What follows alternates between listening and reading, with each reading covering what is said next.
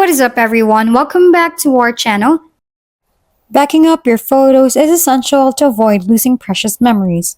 Google Photos offers a reliable, user-friendly way to store your images securely. This tutorial will guide you through the process of setting up Google Photos for backing up your pictures, ensuring you never lose your important photos again. First is to launch the Google Photos app on your mobile device, or navigate to the Google Photos website on your computer. Ensure you are signed into your Google account that you use for backing up your photos. If you want to ensure that new photos are automatically backed up, go to the settings usually found in your profile icon, tap on the Google Photos settings, tap on Back, make sure that Backup toggle is on. Backing up your photos with Google Photos is easy and effective. By following the steps, you can ensure that your important memories are stored safely in the cloud.